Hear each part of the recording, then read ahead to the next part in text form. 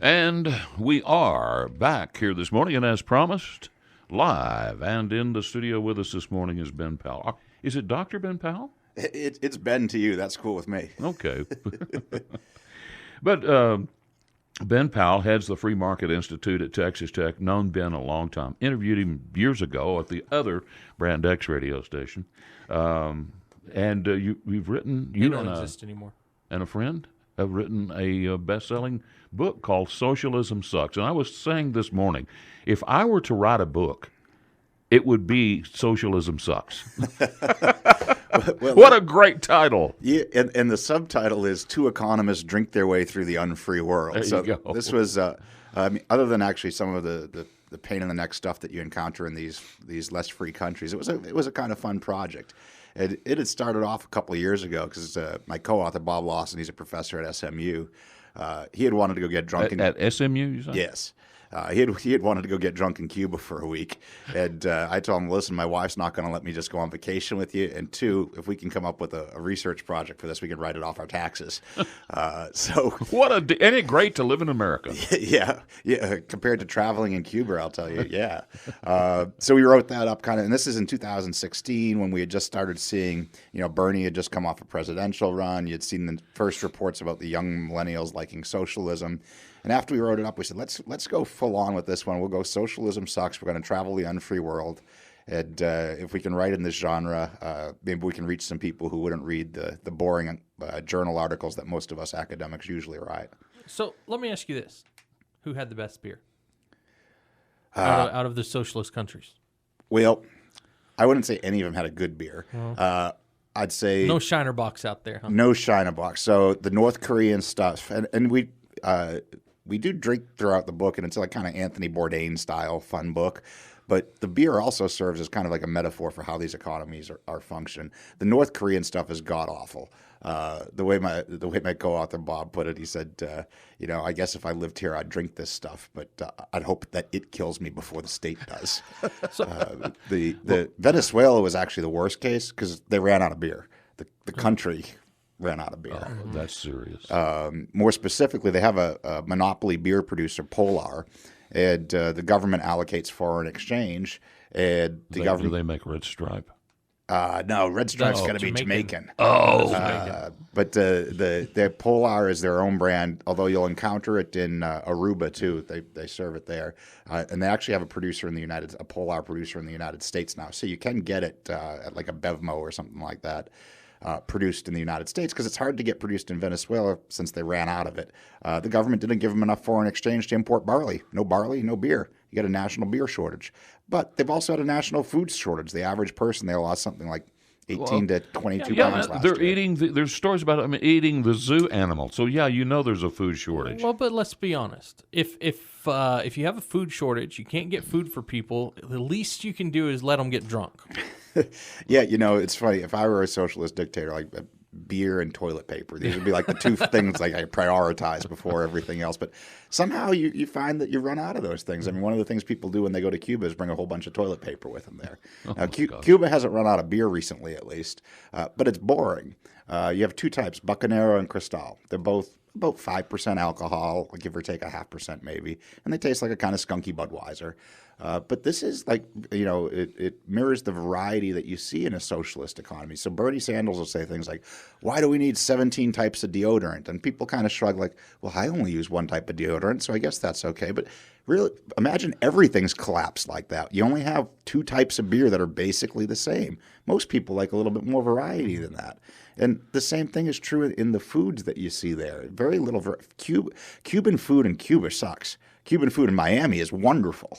And it's all about the creativity of the humans. That in a capitalist system, humans flourish and create things of value for others. In a socialist system, that creativity is stifled, and you get lousy sameness. I'm sure food in Cuba, they make it to survive, and that's it. Just, and in Miami, creativity. It's part of the ambiance, Yeah, and this and Bob and I were conscious of this in our travels. Well, we found these places unpleasant. It's from the privileged perspective of someone from the United States who's relatively wealthy traveling there temporarily. The real the Cubans who live there have very bland, basic food. we were able to go to there's private restaurants in Cuba, small scale private restaurants, and they try, just like capitalists of the United States try, but they're stuck within the Cuban supply chain of the government, because socialism is government owning the major factors of production. Yeah. So that's where your food production comes from in Cuba. So they have very few ingredients, very few spices. The private restaurants, at first they seem okay, but after a while of going to them over a period of a couple of weeks, you notice it's the same 12 to 18 items everywhere. Right. And so there's no variety. Just like there's no variety in the beer, there's very little variety in the food. So let me ask you this. I mean, you went to communist countries, or well, socialist at least. But I mean, North Korea would probably be considered communist. They're very, very strict. But did they actually structure the way that you were able to go about things? I mean, in other words, did they only let you go to certain places and do certain things? So Cuba, you have complete free reign to go around, and it's very safe. North Korea, with the wives told us, we could not get imprisoned or killed in this research project. Were you concerned about going to North Korea? Yeah. So we didn't go in North Korea. All right. So we went to South Korea for a while, spent some time there, because I mean the contrast between North and South is just night and day, or literally, as we call it, black and white, dark and white. Because at night you can see South Korea from the satellite, and North Korea disappears. For North Korea, we had spent some time along the DMZ, but then we went up to China, in Dandong, China, on the North Korean border, and up and down the Yalu River that separates China and North Korea. So we were 100 yards offshore for a while on boats and stuff. So you could see and you could talk to people, because there's trade between China and North Korea. That's how we sampled their beer. There were boat captains who were willing to take us up different channels into North Korea illegally. And we said, no, we don't need to be a news Like a story bad idea, about it. right? No. Yeah, they do it regularly, because Chinese tore North Korea from that side. And we had a fixer with us, and then he had to say, "Oh, they say no problem. We do it all the time." I'm like, you know, that's Chinese people who do it. Put my red hair on one of those boats. Pass. That's going to stand out. Yeah, I hear you. All right, 7:15 a.m. We'll take a quick break and come back with more of Matt of Dr. Powell this morning and his book Socialism Sucks. And we're back here on 95.1 FM, 790 AM, KFYO Mornings. Got to get to some text messages, and I just love this one. I'll let Dr. Powell answer this one. He said, it's hilarious to me that there's a guy who lives off Social Security. Now, he's referring to me. Now. A guy who lives off Social Security and probably has Medicare will host an author of a book called Socialism Sucks. Oh, the irony. Okay. Can I remind him that I paid for my Social Security and I have paid for my Medicare? Is that not right, Well, Mr. Powell? No, you paid that you for paid other for- people's. Yeah, you Social paid for Security. somebody else's Social Security. Well, it doesn't and someone matter. else. I paid into it. I'm paying your Social Security right now. Oh, jeez. That's right, Matt. It's a Ponzi scheme. I mean, it's the actual definition of a Ponzi scheme, So right? I do think this is a point, though, worth clarifying on this. So that's a big government transfer program. Call it part of the overall welfare state type thing of transfer payments. And I think there's problems with that. So people will point to Sweden when they talk about socialism. We went to Sweden when we were writing this book. The chapter's called Not Socialism, because it's a capitalist economy, just like the United States is, except they have a much bigger welfare state and they have really high taxes to pay for it. Those things cause problems, but it's not socialism. So neither is having Social Security in capitalist United States make us socialism. It makes us a bigger government thing, and I think there's problems with it. Obviously, I think Social Security is actuarially bankrupt, and its day of reckoning is going to come. Before I get there. When I talk to my students, I'll ask them sometimes, how many of you are planning on collecting Social Security when you retire? Very few of them raise their hand. Well, I think I if you hear that. prepare, I prepare not to. I mean, I put retirement in. I expect me not to get anything. I hear that all the time, Ben, but the truth is the government will print the money to pay the Social Security. Now, if they do that, we're going to be in a world of hurt. Well, we're already in a world of hurt. So, for the time, we're $22 trillion in debt. Oh, but that's nothing. So Larry Kotlikoff, the BU economist who does the estimates of the present value of the future debts of Social Security, it's on the order of $200 trillion. It's massive. The they're going to. That's a problem. Yeah. So the type of, that's Venezuelan hyperinflation if you're trying to pay for that by printing money. A texter says, worst beer I ever had was Vladivostok, Russia. Vladivostok. Anyway, that's all we got from our texters this morning. Go ahead, man. Well, I was just going to say, when it comes to, we're kind of getting in more into kind of political things. I know that you're not a big tariff guy. How would you deal with China right now? What would be the best way to deal with the way that they're doing their own markets? How do you trade with a socialist system? Well, so China, and we visit China in the book extensively and travel around. And the chapter on China is called fake socialism because it's a Chinese Communist Party that's the political authority there. But they've reformed their economic system to such an extent that it's a mistake to call it socialist anymore.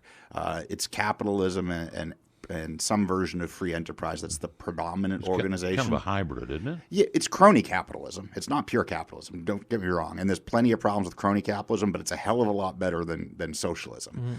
And it's also the case that some parts of China are much freer than others, these enterprise zones where they have greater economic freedoms to trade. And I think the best foreign policy towards that is to trade with it and engage it. I think, the best case is that we all drop tariffs to zero against each other from both sides of the ocean. But I think, and maybe that'll be the ultimate outcome of this trade war with China, but so far I think the trade war with China has been a disaster. How do you deal with the stealing of trademarks? Or do you even believe in trademarks? I don't do a whole lot on intellectual property stuff myself. To the extent that there's a problem there, I don't think the answer is cutting off trade and other goods. And I also think it's the case that when you have trade relations with a country, it helps improve freedom other places as well. So when you trade more with the country, when you have more tourism back and forth, it helps to spread ideas. And I think the ideas of freedom and free enterprise are more powerful than the ideas of statism. Which has changed China since we started trading with them in the past. Yeah, it's helped open up China more. I think, the embargo against Cuba is counterproductive. It obviously hasn't done regime change there in the over 50 years that it's been in place. And I think if we had more free travel to Cuba and more trade with them, that would help spread the ideas of freedom more there. And same in China. Now, China, also what we see is with Hong Kong going on right now. Hong Kong's a beacon of freedom of the world, has been. It's freer than the United States economically. But this extradition law that they were proposing to bring people from Hong Kong to China is a disaster because China is still a scary police state, despite being more economically free. And in fact, we witnessed it ourselves while we were there. And actually, it just happened more this last week. There's a group called Unirule, or there was a group called Unirule in Beijing that was a free market think tank. And they invited us there to speak, and we talked about Ayn Rand and Austrian economics there with Chinese professors, and I thought that was pretty cool because we were right downtown in Beijing. And the next day, the conference was supposed to continue. They chained the doors to the building shut, had police show up and not allow people in, put the founder of the institute under house arrest for the day. But they've just now, and this is 2 years ago that we were there on research in that chapter, just in the past week, the institutes announced that they've had to close because the authorities in Beijing have shut them down. So China actually they backed off of the rule that they were putting in place, which essentially, in my view, would take over their judicial system. I mean, they could bring people into China and judge them in China if they so chose to do so. Right. So it was an extradition law that would pull people out of Hong Kong and try them in China, which essentially then would allow them to try people for political crimes. So in Hong Kong, you have freedoms of speech. And in fact, things that aren't allowed to be reported on Chinese websites, you'll see things posted on the South China Morning Post. That's out of Hong Kong. Once you can bring people to mainland China to try them, all of a sudden that voice goes away. And once you lose your voice of free speech and other freedoms like that, it's harder to maintain your economic freedoms. Interesting. Coming up on a break here, Ben, and we want to come back, and I want to talk specifically when we come back, we're going to have the Car Pro in that break, but then we'll be back with more of Ben Powell, and I want to talk about the students today, and many of them embracing socialism, and I know you teach at the Royal School of Business. So we'll take a quick break, be back with the Car Pro 7:35, and then more of Ben Powell after that. And we are back here with Matt and Dave on KFYO Mornings. And again, as promised, Ben Powell in our studio this morning heads the Free Market Institute at Texas Tech and is the author, or co-author, I guess I should say, of a new book called Socialism Sucks, which is, I saw you on Levin the other night. And you've gotten a lot of good press off of it. It's a killer in sales. Levin was amazing. He shot us. We were all the way up at number 5 overall on Amazon, which is unheard of for this style. Wow. Yeah, style book. In that's fact, we great. sold Amazon out right now. It's about a week before it'll ship to you. Well, just remind them where I guess they can go to Amazon and get one now, I'm sure. You can go to Amazon, BarnesandNoble.com. It was in stock over at the Barnes & Noble here in Lubbock. I don't know whether they've sold out or not, but they can get you more. Now, it's in my library. I use audible.com, and it's in my library right now. And as soon as I get through with one book, I'm gonna start on it. I hadn't started on it yet, but I can't wait to do so. Well, I hope to not convince you otherwise in the next 5 minutes or so here.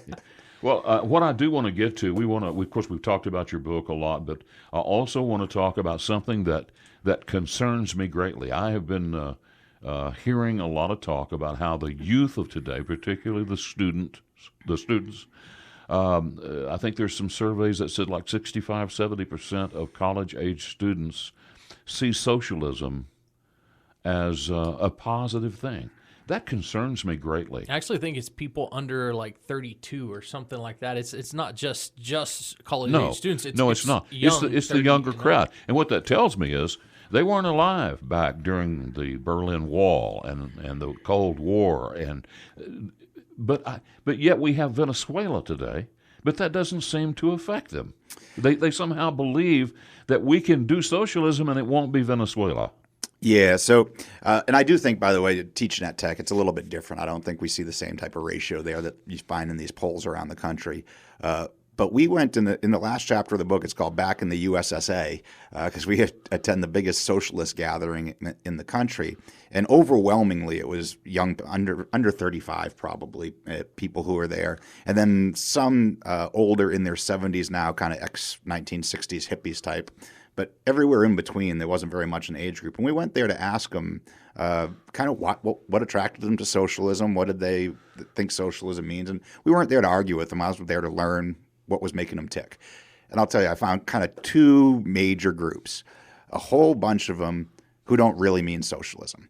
They're left of the Democratic Party, and they have an issue or two that's really important to them, whether it's the environment, gender issues, forgiving college debt, pick your issue. And climate. Climate. And someone told them socialism's the answer. And they say, oh, yeah, I'm socialist. Then I ask them, well, do you really mean you want to abolish private property and get rid of, nationalize Amazon, Facebook, and all these other companies? Oh, no, I don't mean that. Well, that is socialism. So a whole bunch of them are just left of the Democratic Party. They say socialism, but they don't really know what it is or mean it. Then there's a bunch who do. And the bunch who do will tell you, well, we're democratic socialist. And I'll say, well, that makes all the difference in the world. Because if I bring up Cuba, Venezuela, Russia, well, that's not real socialism. We want democratic socialism. And I'll point out that Venezuela was democratic socialism. Chavez was elected. We had a caller that had the best line ever. He said, you can vote your way into socialism. You have to shoot your way out of it. Yeah, that's exactly right. And unfortunately, that's the situation Venezuela is finding themselves in right now.